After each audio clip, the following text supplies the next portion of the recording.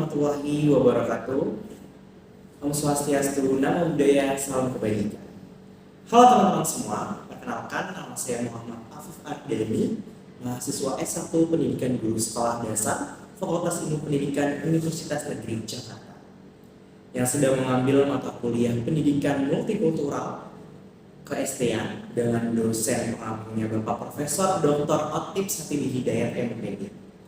Pada kesempatan kali ini atau dalam video ini saya akan membahas mengenai pentingnya pendidikan multikultural bagi anak sekolah dasar yang dilandasi semangat kebinekaan dalam bidang atau dalam pembahasan yaitu agama dan kepercayaan yang ada di Indonesia. Seperti yang saya sudah bilang tadi di pembukaan, pada kesempatan kali ini saya akan membahas dalam topik yaitu multikultural keberagaman agama dan kepercayaan di Indonesia. Sebelum kita membahas secara mendalam, kita mengenal dulu apa sih sebenarnya agama dan kepercayaan itu.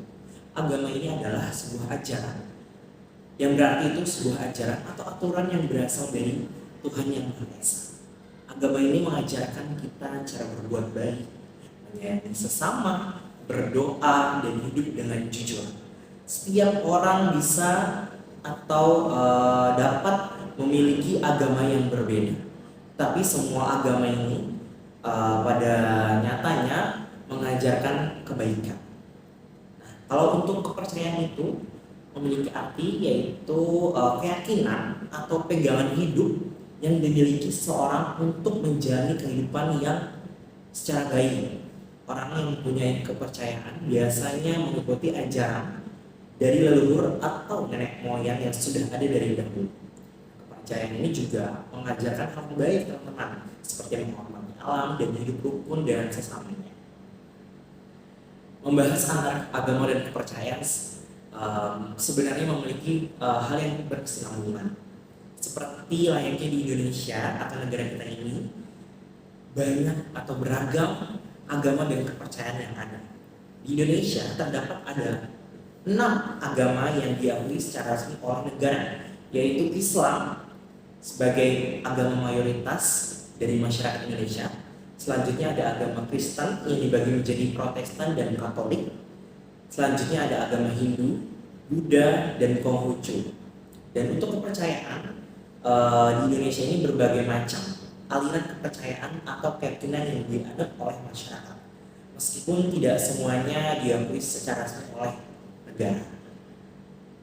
Membahas salah satu kasus yang berkesinambungan dengan tema agama dan kepercayaan, yaitu saya mengambil kasus tentang diskriminasi agama terhadap anak penganut kepercayaan minoritas yang saya lansir atau ambil dari sumber berita atau website online, yaitu dari CNN Indonesia, yang dimana dalam berita tersebut menjelaskan kronologinya, yaitu salah satu seorang siswa di bangku sekolah dasar menceritakan bahwa ia seorang penganut kepercayaan minoritas yang ada di Indonesia, yaitu anak penganut Sunda Wiwitan yang masih mungkin jarang sekali kita dengar ya teman-teman.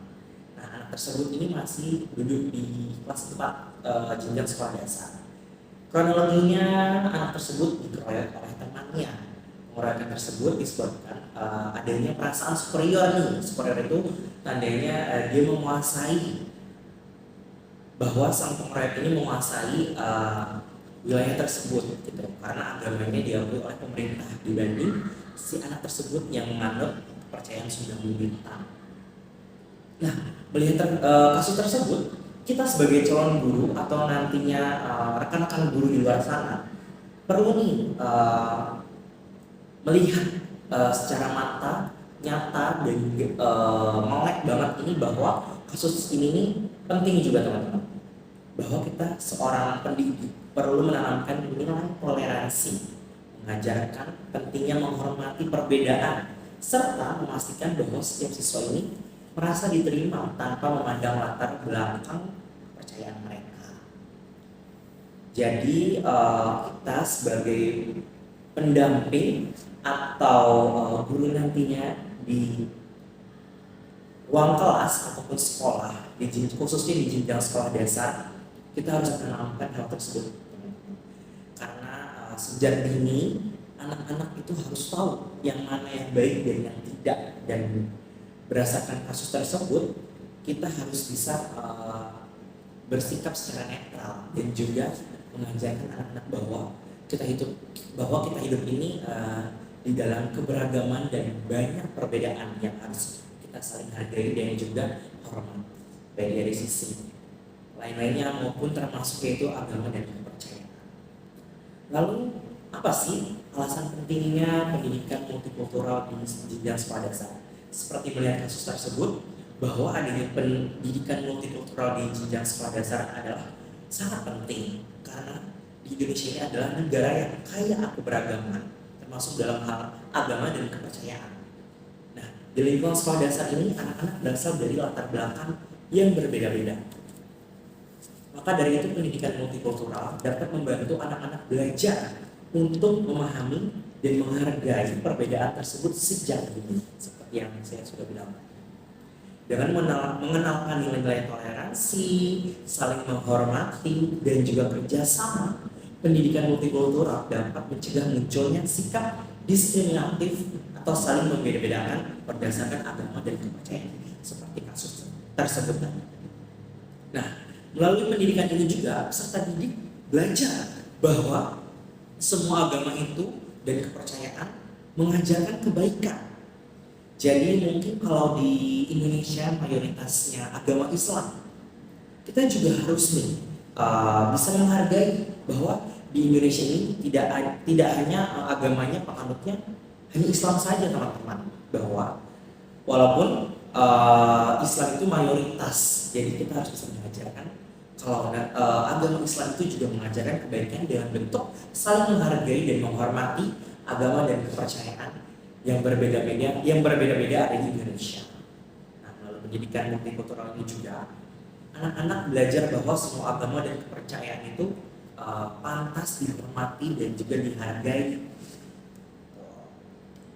Kita mengajak anak-anak untuk bersikap terbuka dan tidak mudah menilai orang lain hanya dari covernya atau berbeda keyakinannya saja.